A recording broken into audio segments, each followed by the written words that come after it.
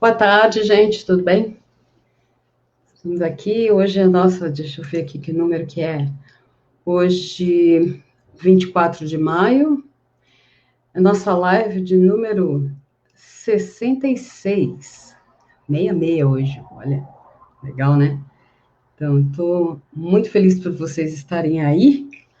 Ih, eu esqueci de pendurar o meu celular aqui hoje, vou ter dificuldade para enxergar as perguntas, mas tudo bem, vamos em frente. Então, quero agradecer muito a todo mundo que estava aí ontem. Nós ontem batemos um recorde, assim, chegamos até a última vez que eu olhei a 488 visualizações da conversa com o Fábio Oliveira ontem. Fiquei bastante feliz, porque cada vez que tem mais gente do lado de lá, significa que o que a gente está fazendo aqui está alcançando mais pessoas e está cumprindo o objetivo de ajudar a gente a ficar em casa nessa quarentena. Então, eu fico super feliz. E, novamente, agradecendo a vocês que estão aí, porque se vocês não estivessem aí, isso tudo teria sentido nenhum, né? Então, como eu tinha prometido, eu vou mostrar a segunda parte daquela pesquisa sobre fatores de estresse e ansiedade na performance. Olha, eu estou estreando câmera nova, viu, gente? Diferente, né? Então, a iluminação, câmera nova. Então, a câmera chegou ontem e só hoje de manhã que eu tive tempo de instalar. Depois vocês me dão um feedback aí, se o som e a imagem estão melhores e tal. A ideia é essa. Eu vou, então, mostrar o PowerPoint que eu já havia preparado, porque ele é de pesquisas anteriores, e depois vou falar de uma ideia que eu tive a partir da conversa que a gente teve nos últimos dias sobre o, o problema não só da quarentena, mas o como a gente é visto e como a gente é compreendido pela sociedade como um todo. Parece que foi impactante o que eu disse aqui, que a culpa é nossa, nós é que não somos competentes para informar a sociedade do que é que a gente faz ou deixa de fazer, como é, se é difícil ou se não é. Então, eu recebi alguns comentários sobre essa minha fala, inclusive o Edmundo Hora me disse, a gente tem que conversar melhor sobre isso. Bom, então eu criei uma série para a gente conversar sobre isso e começa amanhã. Tá? Hoje, não começo hoje, porque senão ficaria pela metade o que eu apresentei ontem, então vou mostrar para vocês agora a segunda parte. Dando tempo, conversamos sobre um pouquinho sobre isso no final, tá? Então, aí, compartilhando com vocês a segunda parte, então, de fatores de estresse e ansiedade na prática e ensino da performance musical. A ideia, claro, essa é uma reunião de... a data está errada ali, hoje é 24, que está a data da parte 1, depois eu vou arrumar.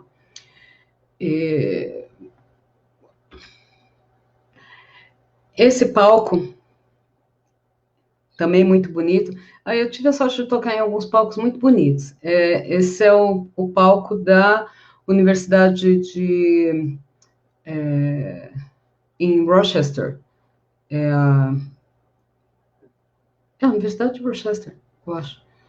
Enfim, tivemos lá o Congresso da Associação Internacional de Contrabaixistas, e eu toquei um concerto para contrabaixo solo neste palco, que é o maior palco da universidade, e era o maior palco da convenção toda. Foi um momento de usar demais esse conceito de inner game, outer game, né? E eu estou bem pequenininha ali, mas é porque realmente o palco é muito grande. Porque eu estava 40 quilos mais gorda. Então, realmente o palco é muito grande. E quando você está na coxia de um teatro desse tamanho, se preparando para entrar e tocar o seu instrumento solo, pianistas, violonistas talvez estejam mais habituados com essa situação. Certamente não é o dia a dia dos contrabaixistas. Então, aí colocando em prática as estratégias de ansiedade da performance. Inner and Outer Game é um termo tirado do Inner Game of Tennis, que traduzido por Inner Game of Music, do Barry Green, né? Então, o Barry Green apresenta uma equação da performance, que eu já falei com vocês disso aqui, quando apresentei os elementos da performance, então vou passar rapidinho. Eu, então, questionei a fórmula do como ele chama? Timothy Galway, que escreveu o Inner Game of Tennis, e do Barry Green, e cheguei à seguinte fórmula: a performance é igual ao potencial do performer somado ao que eu chamei de figuras de interferência. Por que figuras de interferência? Porque aquela figura pode ou não interferir, e ela pode interferir de maneira positiva ou negativa, sendo a mesma figura. Como eu já exemplifiquei aqui várias vezes, a pessoa que você mais gosta na primeira fila pode te ajudar ou pode te atrapalhar. Então eu acho que essas figuras são representações de coisas que têm, ou eventos que têm a capacidade de ampliar ou não o seu potencial. Mas você não tem como extraí-las, como propõe o Barry Green, né? Você tira o que atrapalha e o que sobrou é o que você tem. Você não tem como tirar, você soma, e você vai realizar a sua performance com aquela figura junto. O quanto ela vai, de fato, mudar a sua performance ou não, aí são as estratégias que vão decidir. E veja, não tenho nada... Você vai falar, mas você está falando a mesma coisa. Conceitualmente, não. Né? O conceito é outro. Mas pode ser que você, na prática, entenda que o potencial menos interferência seja exatamente o que eu estou falando. Mas, em termos de conceito, não faz sentido eu retirar nada, porque eu não tenho esse poder. É como meditar, né? Você estar consciente, ouvindo e eventualmente até vendo tudo que está acontecendo, mas o seu foco está em outra coisa. Você não tira nada, você se foca. Bom, e aí, só para lembrar, os elementos, então, da performance musical, esses 6 aspectos, eles acontecem na preparação, na realização ou na avaliação da performance, que é uma ideia cíclica, né? E ele pode ser estudado sobre uma figura de interferência em particular. Então, esse mapa aqui, essa ideia que eu coloco, eu repito sempre, não é a definição de elementos da performance musical, é uma aplicação deste conceito em pesquisa, são ideias de como você pode pesquisar performance musical, entre várias outras. Bom, aí, então, que estratégias cognitivas e comportamentais a gente pode desenvolver para lidar com os fatores de ansiedade e performance? Só lembrando, isso seria dentro o elemento psicológico, número 4, dentro do período de preparação ou de avaliação da performance. Bom, as estratégias cognitivas passam por exemplo, o aspecto visual, né? Você pode estar concentrado em relações visuais do seu instrumento, seja horizontal, vertical, inferior, superior, né, somado aos alertas que essa visão direta ou periférica vai te dar, como antecipar o que você tem que fazer e, com isso, não ficar ansioso porque você é capaz de antecipar o que vai fazer no aspecto visual.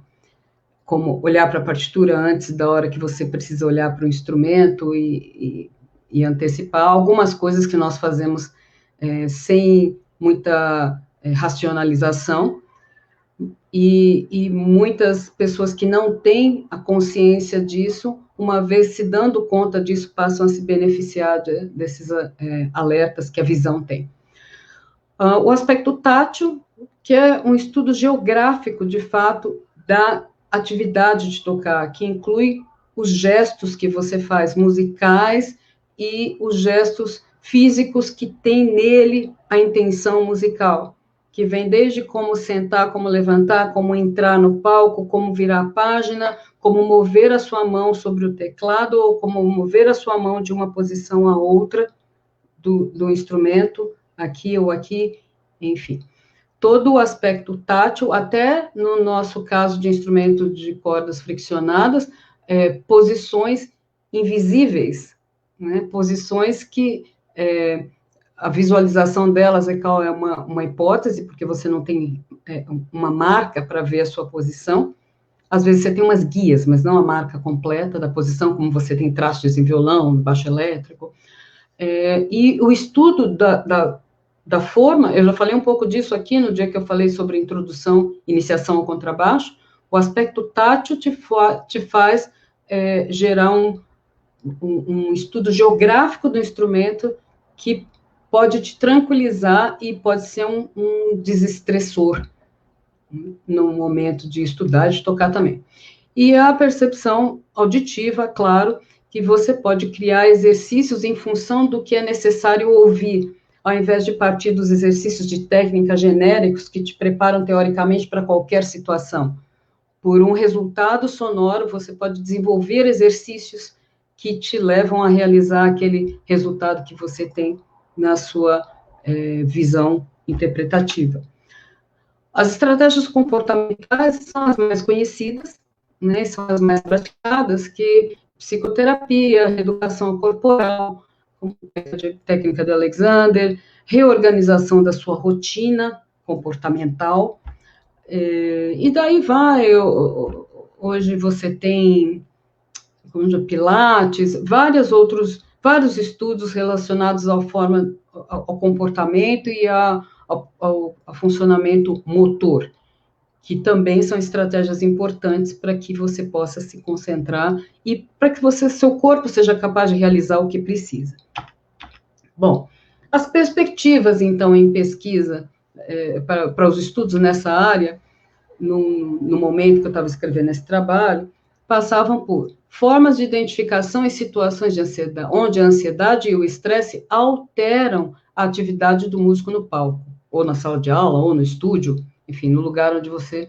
Então, identificar essas situações era um ponto, ainda é discutido, mas era um pouco mais 6, 8 anos atrás.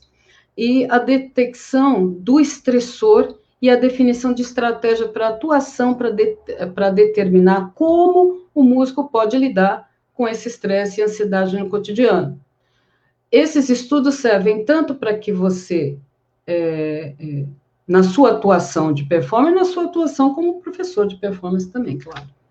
Então, muitas pesquisas na área de cognição e performance, particularmente estresse e ansiedade, buscam estudar modelos estratégicos adotados por experts, ou seja, aquelas pessoas que são os especialistas exímios em determinados instrumentos. E por isso eu estou falando de profissionais de altíssimo nível. Vamos pensar em nomes que todo mundo conhece, Lang Lang, Yo-Yo Ma, nomes assim, né? Então, os problemas a serem abordados quando você é professor de música, particularmente professor de performance musical. Experts seriam os melhores modelos para todos os performers? E essa é uma pergunta que sempre gera muita discussão, mas, enfim, são só perguntas lançadas, problemas a serem discutidos ou que precisam ser melhor discutidos na pesquisa em performance hoje. Né? Os experts certamente são aqueles modelos que você fala, nossa, eu queria tocar desse jeito. Não sei se eu queria passar pelo que aquela pessoa passou, porque os experts, em geral, têm maneiras muito singulares de como se preparar, como chegar lá. E a segunda questão, questão, é até que ponto a informação pode mudar o comportamento psicológico do performer ou do professor.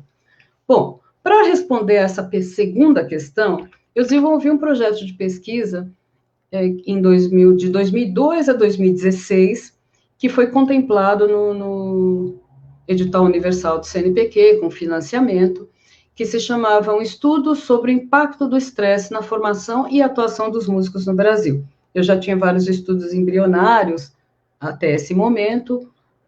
Bom, bem-vindo a todo mundo que está aí. Oi, Edmundo.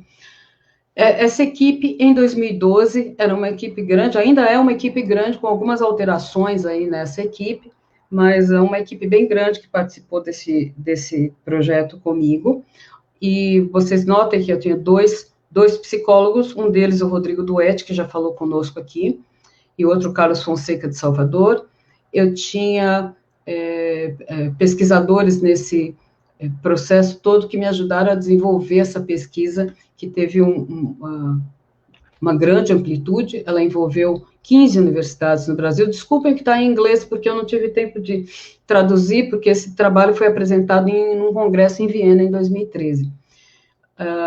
Então, as universidades selecionadas para receberem a equipe foram 15. Obviamente, quando o CNPq nos concedeu o financiamento, ele não concedeu na íntegra o que a gente pediu. Então, nós não conseguimos visitar 15 universidades, visitamos 7.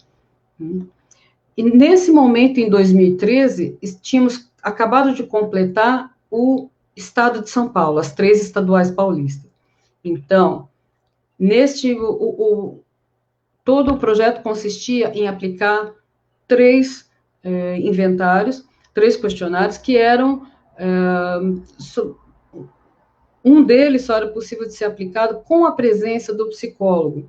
Então, nós não poderíamos usar de e-mail. Naquela época não tinha Covid e as licenças não eram tão liberais como hoje. Então, tínhamos o inventário da Diana Kenny, que é a autora do Music Performance Anxiety.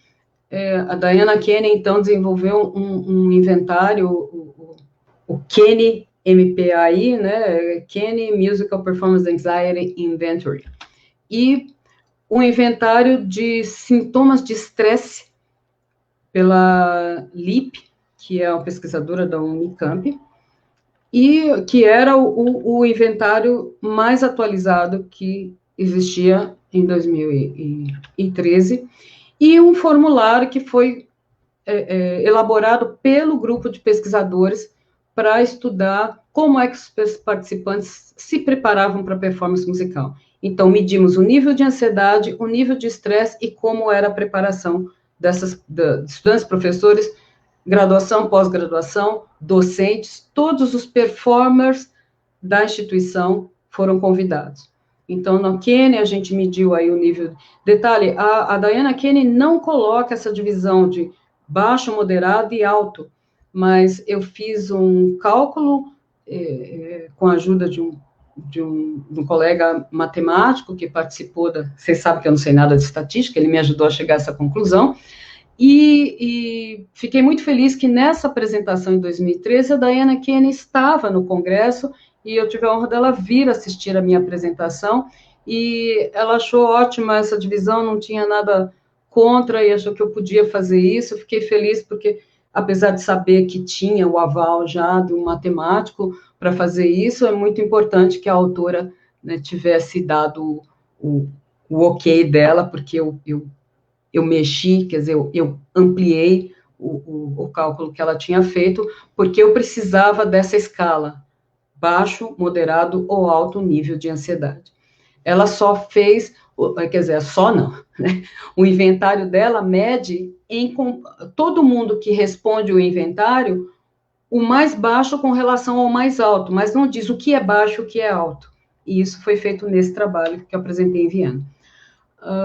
O inventário da Lipp, então, define 4 níveis de estresse, né? O alerta, resistência, quase exaustão e exaustão. E o nosso inventário investigou hábitos, conhecimento em psicologia, tipo de instrumento, coisas desse tipo. O resultado parcial em 2013 foi o seguinte, que os estudos mostram que o alto nível de estresse e ansiedade estão relacionados. Você fala, precisava fazer um experimento para isso? Bom, a gente sempre precisa... Recentemente, no meu grupo de pesquisa, surgiu essa discussão, e um dos colegas falou assim, bom, mas isso é uma coisa conhecimento tácito, todo performer sabe disso. Lembre-se que a nossa pesquisa em performance musical, que começou em meados do século, quase no último quarto do século XX, e cresceu imensamente até hoje, ela é praticamente, grande parte dela, baseado em discutir, aprofundar e comprovar muitos aspectos que nós temos como tácito, mas que em muitas dessas pesquisas a gente descobre porque eu achava que era uma coisa óbvia, não é tão óbvia assim. Exemplos são vários, como você sempre ter acreditado que o método que você usou é o melhor e aquele dedilhado é o melhor possível para aquela passagem, porque foi assim que você estudou, assim que seu professor estudou e o professor dele também. E ao experimentar, se dar a liberdade de experimentar e comparar técnicas, você pode se surpreender e descobrir que uma técnica é melhor que a outra. Então, séculos atrás, não se acreditava, não muitos, vamos dizer, um século atrás, não se acreditava que uma técnica pudesse ser trocada ou alterada, ou você estuda uma técnica ou outra. E hoje a gente vê várias misturas graças aos trabalhos de pesquisa. Bom, e neste momento, aí, 17% dos participantes, sem estresse, apresentaram alto nível de ansiedade, o que nos intrigou bastante, e levamos isso para a segunda parte do trabalho. Em 2016, nós encerramos a pesquisa, com o resultado final seguinte, depois de investigar 7 instituições. O impacto em que a informação sobre psicologia da performance musical pode ter sobre o nível de estresse e ansiedade dos estudantes de música aparenta ser significativo, haja vista a diferença de atitudes dos participantes que receberam alguma informação sobre o tema comparado com os demais. Os que foram beneficiados, apesar de 20% da população toda, e esse é um outro trabalho que a gente fez de como é que a informação de psicologia da performance chega ao estudante, uma pesquisa que eu fiz com o Leonardo Kaminski, que está publicado, acho que nos Anais da Ampol. Enfim, 20% desses investigados nessas 7 universidades afirmam ter a sua preparação otimizados pela informação em psicologia da performance recebida, apresentando níveis de estresse e ansiedade baixos. Não é baixo em comparação aos demais, baixos de fato. Quem tem acesso à informação sobre isso tem nível mais baixo ou apresentou nível baixo de estresse e ansiedade. Pelo menos a grande maioria. Determinar como e em que níveis esse impacto se dá é objeto de futuras investigações. Tá? Então, o projeto não seguiu de 2017 para cá por falta de financiamento, porque ele necessariamente implica em viagem. Talvez ele possa seguir hoje em dia, em tempos de corona, onde a gente talvez tenha a autorização para fazer a aplicação de certos questionários sem a presença física, né, do psicólogo. Então, como consideração final, eu tenho para dizer para vocês o seguinte: o nervosismo, muitas vezes, vem do fato de achar que não tocamos ou não ensinamos suficientemente bem, certo? Precisamos aceitar que o nosso momento atual, nosso momento atual, aceitando que somos eternos aprendizes e que em processo de evolução. E isso parte daquela carta que o Carrasqueira me mandou em 2013, Toninho Carrasqueira. E aí eu diria, precisamos manter acesa a chama da curiosidade, do desejo, da vontade de fazer o que fazemos para que possamos continuar melhorando. E isso significa que são 2 coisas que eu selecionei como principais para que essa chama se renove. Primeiro, o seu investimento pessoal nisso. O quanto é que você se dedica a tocar ou a ensinar. Segundo, os investimentos que as instituições de ensino fazem nos docentes. Ontem a gente já viu aqui o relato do Fábio, apesar de ele ter várias queixas de como está se dando o processo, a realidade, obviamente, a realidade financeira e educacional dos Estados Unidos ainda coloca aquele país numa situação de muitas vantagens em termos de investimento no professor. Por exemplo, para fazer um trabalho de preparar a aula online, o professor tem um pagamento extra. Ainda que isso vá ter desdobramentos que vai gerar desemprego, eventualmente gera desemprego, tem um investimento. E a gente ainda está um pouco distante disso. Isso são 3 coisas, está errado ali, desculpa, gente. Né? O desejo do aluno de aprender. É claro que você vai ensinar o aluno que deseja aprender e o que não deseja também. Você vai ensinar todo o aluno, quem sabe até você o conquiste. Mas se o aluno tiver o desejo de aprender, vai entrar como um fator fundamental para que as coisas progridam. Então, o seu investimento dessas 3 coisas é a única coisa que depende só de você. E isso é muito importante. Não estou dizendo que você, tudo bem, esquece que a instituição não te dá nada, esquece que o aluno não quer estudar. Não, mas a única coisa que você pode controlar 100% é o quanto você investe nisso. O quanto, não estou falando de dinheiro só, mas o quanto é, no geral, que você investe na sua atuação de ser performer ou de ser professor de performance. Então, era essa parte 2 que eu tinha para dividir com vocês hoje. E, olha, sobrou 5 minutos. Eu estou melhorando. Conseguindo não extrapolar meu próprio tempo. Então, eu agora estou à disposição, se tiver algum questionamento sobre isso que eu apresentei.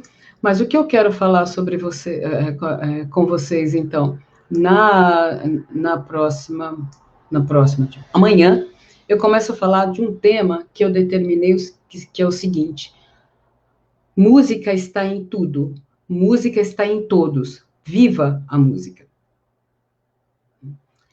Aí eu começo uma série que está prevista para ter 5 sessões, não seguidas, alternadas, né, de dia sim, dia não. Eu vou voltar nesse tema. Vibrou aqui meu celular. Não. Eu vou voltar nesse tema. Música está em tudo, música está em todos, viva a música. Significa, é uma possibilidade que a gente tem, viu, Edmundo, de discutir, dar sequência àquela provocação que você me fez, de que a gente deva discutir mais essa questão do por que é que a gente não é competente o suficiente para dizer para a sociedade o que a gente faz, como a gente faz, porque isso é complicado, ou porque não é complicado, ou o que a música muda ou não na vida da dona de casa, na vida do motorista de Uber, na vida do assessorista, na vida do médico, na vida do professor, na vida de qualquer pessoa. Eu acredito que nós somos incompetentes enquanto área, porque a gente tem um lado nosso, que é esse lado artístico, que é legítimo, que a gente quer fazer arte. A gente não quer fazer política, a gente não quer fazer movimento social, a gente quer fazer música. Fazer arte é o que a gente escolheu fazer. Mas a gente, muitas vezes, não se dá conta de que a gente está nessa sociedade. E se alguém compreende o que a gente faz, como a gente faz e qual é a dificuldade de fazer, é a gente mesmo. Ninguém entende isso melhor que a gente. Então, quando você tem um problema de infectologia, um problema de vírus, você chama o melhor infectologista que tem nos melhores laboratórios das melhores universidades para esclarecer para o público. Quando você tem um problema com a música, você chama quem? Você não chama ninguém, porque ninguém tem problema com música. Música você gosta ou não gosta, você ouve ou não ouve. É assim que a sociedade nos entende. A sociedade não entende que nós pesquisamos, que nós preparamos aula, que nós refazemos cada apresentação a cada vez que temos que fazê-la, independente de ser a mesma música ou não. A sociedade não entende que aquele telejornal que ela está assistindo tem um técnico de áudio, tem um técnico de edição de áudio, que se ele não estivesse lá, a pessoa jamais ouviria aquele telejornal do jeito que está ouvindo. Quando sai a premiação do Oscar e tem todos os prêmios técnicos da área de áudio, as pessoas não têm a menor ideia do que é aquilo. Quando passa o trailer com a música que ganhou melhor edição de áudio, com um filme que ganhou melhor edição de áudio, ninguém tem ideia de qual é o trabalho que esse profissional teve. Isso é incompetência nossa, de mostrar quais são as ramificações da área de música. Não é só ir lá e tocar o seu instrumento e a plateia delirar e você fazer live de pijama de bolinha, com todo respeito. Vocês sabem que eu não tenho um pijama de bolinha, morri de inveja da Ivete, mas tudo bem. Né? Mas é muito importante que a gente possa discutir possibilidades de movimentar a sociedade no sentido de esclarecê-la sobre o que somos, sabe? De onde viemos, para onde vamos, como nos reproduzimos. É quase que precisamos chamar fazer mais que uma edição, muitas edições, né, do Globo Repórter, para tentar esclarecer para a sociedade porque quando a gente tem um problema real na área de música, as nossas associações não têm o peso que tem o sindicato dos bancários ou alguma outra instituição de classe, porque a gente não consegue sensibilizar a sociedade para os nossos problemas, porque artista não tem problema, a não ser de depressão, né? Quando artista tem problema, porque está deprimido, aparece na televisão porque separou da mulher, e a mulher está pedindo um monte de coisa, enfim, a gente não aparece com os problemas da nossa área, a gente aparece com outros tipos de problemas. Então, eu acho que essa é Globo Repórter, isso mesmo, Rita. Mas eu acho que um Globo Repórter não faria jus. A gente tem que ter, sei lá, ano inteiro de Globo Repórter, até a gente conseguir criar uma forma de dizer para a sociedade por que a música interessa, por que a música é importante. É muito mais que a importância na formação do indivíduo, ele vai ser sensibilizado, ele vai ser um engenheiro melhor, ele vai ser um médico mais sensível. Esse é o óbvio. A gente tem que ir para muito além desse óbvio. Né? A música está em tudo o que a pessoa faz. Ela não entra num shopping center sem ouvir música. Né? Nem que você queira, né? Porque nós que somos da área, muitas vezes a gente não quer ouvir música nenhuma. Vamos no bar tal, lá tem música ao vivo, não tem um outro. Né? Por quê? Porque se você vai ao bar conversar e você é músico, você não quer ouvir música. Né? A menos que você vá para ouvir a música, então você não vai para conversar. Então, é muito complexo. Você vai ao cinema, já pensou no cinema sem música? Agora, você vai ao cinema hoje, a sala tem um volume que é ensurdecedor, não tem um estudo de decibéis para proibir o volume nas salas de cinema, porque 2 horas expostas àquele volume, mais que 1 hora, aliás, já é prejudicial em grande escala aos nossos ouvidos.